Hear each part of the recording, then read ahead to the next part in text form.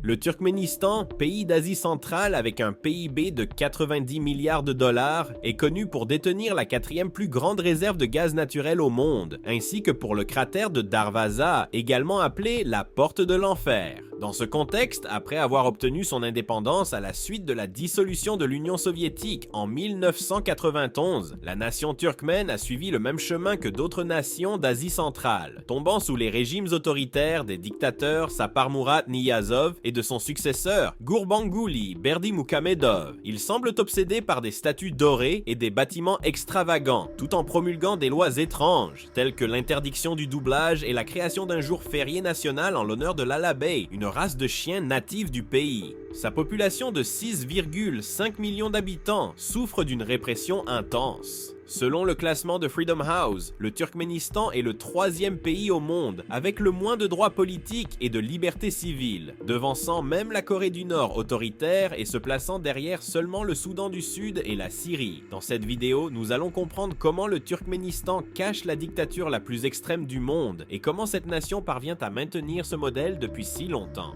Pour cela, nous devons revenir au début des années 1990. Cette décennie a été très importante pour tracer les chemins qui ont mené le Turkménistan à la situation actuelle. À cette époque, avec l'effondrement économique et politique de l'Union soviétique en 1991, le pays a obtenu son indépendance après 60 longues années sous le régime soviétique. Cela a marqué le début de changements profonds qui ont façonné le développement politique, économique et social du Turkménistan dans les décennies suivantes.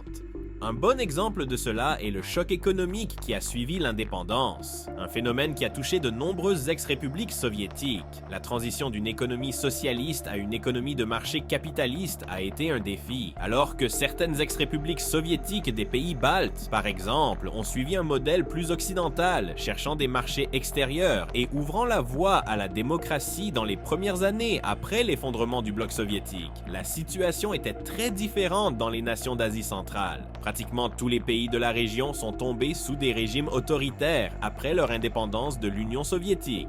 Dans le cas du Turkménistan, Saparmurat Niyazov, ancien premier secrétaire du Parti communiste du Turkménistan pendant l'ère soviétique, a été nommé président du Soviet suprême du Turkménistan en 1990.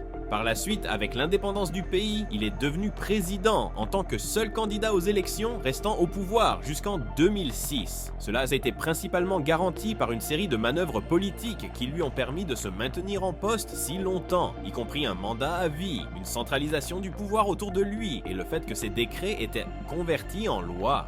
De plus, il a promu un culte de la personnalité extrêmement fort, se désignant lui-même comme le père fondateur de la nation. Ces aspects se résument par l'image de Niyazov omniprésente dans tout le pays, sur les pièces de monnaie, les bâtiments, ainsi que par des statues dorées à son effigie. En outre, Niyazov a renommé les mois et les jours de la semaine d'après des références personnelles tirées de son autobiographie Junama, qui est devenue obligatoire dans les écoles, les universités et les organisations gouvernementales. Avec une forte obsession pour la couleur blanche, il a fait construire une série de bâtiments extravagants en marbre blanc dans la capitale, Ashgabat. Niyazov a également fermé tous les hôpitaux et bibliothèques en dehors de la capitale, obligeant les gens à parcourir de grandes distances en cas de maladie, sachant que le Turkménistan est 2 fois plus grand que l'État de São Paulo. Un autre point important concernant le régime de Niyazov a été l'isolement inconditionnel du Turkménistan, son gouvernement exerçant un contrôle strict et une surveillance des communications du pays et d'Internet, ainsi qu'un contrôle des frontières pour l'entrée et la sortie des personnes et des services. Cela a consolidé l'un des régimes les plus autoritaires d'Asie centrale. Un autre point important concernant le régime de Niyazov a été l'isolement inconditionnel du Turkménistan, son gouvernement exerçant un contrôle strict et une surveillance des communications du pays et d'Internet, ainsi qu'un contrôle des frontières pour l'entrée et la sortie des personnes et des services. Cela a consolidé l'un des régimes les plus autoritaires d'Asie centrale. D'un point de vue économique, bien que lentement et avec des défis significatifs, l'économie du Turkménistan a connu des avancées au début du XXIe siècle grâce à son secteur des matières premières. En effet, le pays possède certaines des plus grandes réserves de ressources fossiles au monde, avec la 4e plus grande réserve de gaz naturel de la planète et des quantités importantes de pétrole. On estime que le Turkménistan détient jusqu'à 10% des réserves mondiales de gaz naturel. Cela a conduit à une croissance économique considérable au cours des 25 dernières années, avec une augmentation des ventes de ces ressources atteignant plus de 7% par an au cours de cette période. En 1999, le PIB a enregistré une croissance historique de 16,5%. Cependant, une question se pose. Pourquoi le Turkménistan est-il devenu aujourd'hui la dictature la plus insensée du monde? Dans un passé récent, bien que le Turkménistan ait obtenu des résultats économiques impressionnants, malgré 80% de son territoire recouvert par le désert de Karakum, le pays manque encore de nombreuses réformes, d'infrastructures et d'une meilleure qualité de vie pour sa population. Malgré les importants flux de capitaux entrant dans le pays depuis 2 décennies, la Banque mondiale estime que 58% de la population turkmène vit en dessous du revenu moyen national. Cela met en évidence que le pays souffre encore d'une pauvreté et d'une inégalité